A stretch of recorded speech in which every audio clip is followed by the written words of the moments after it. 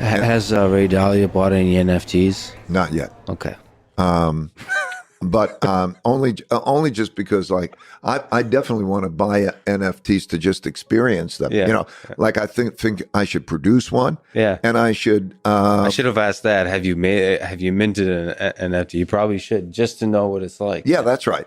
This stuff is happening. Yeah. This stuff is real. Okay, and how it operates. But like all new real things, some are going to go and some are going to, it's like in the internet in the year 2000, pets.com could have been but maybe pets.com doesn't make it. And who knows? That's the beauty of the competitive system, that it'll evolve and some things will be treasured and some things will be trashed. So, but when I look at it, I think we are in an environment of, what is an alternative money? A money has two purposes: a medium of exchange and a storehold of wealth.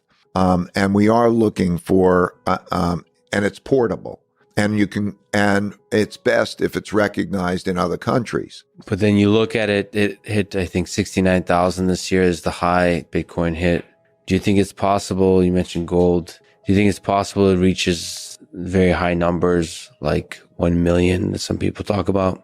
I don't think that's possible, because the way I look at it is there's a certain amount of it, and there's a certain amount of gold. I'll use gold as a benchmark. The amount of it is worth about $1 trillion. Total crypto is about 2.2 trillion. But let's say Bitcoin, it's $1 trillion.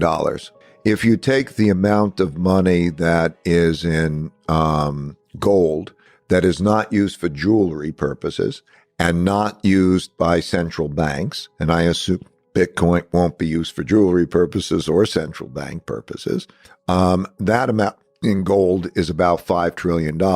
So right now, if you were to have a portfolio that has gold and crypto, gold and Bitcoin, it's worth about 20% of the value of gold.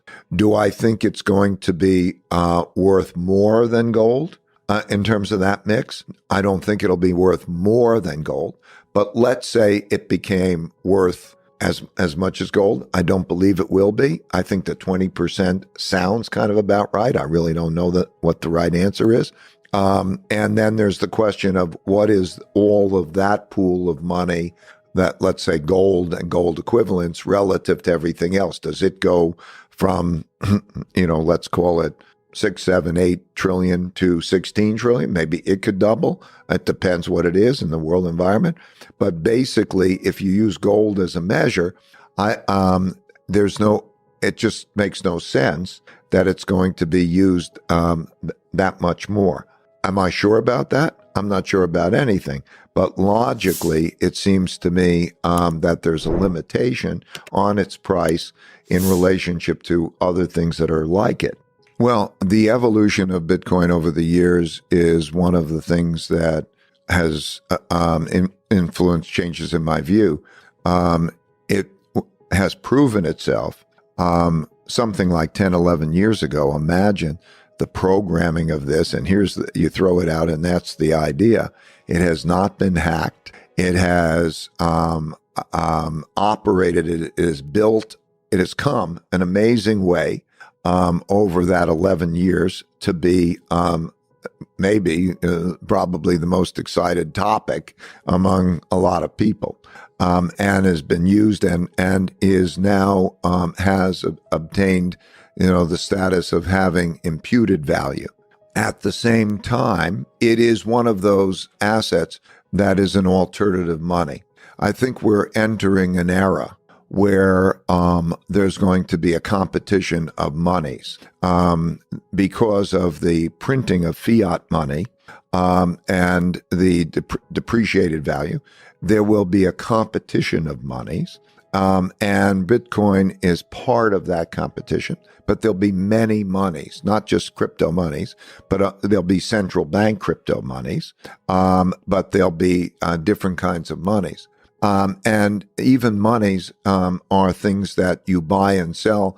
NFTs can become a money, a type of money. You own it and it's an investment, and you could say, I'd rather own it than own Bitcoin. Small ebook, big impact, The Wealth Tree. The only 4 ways that will make you financially free forever. Download it here for free.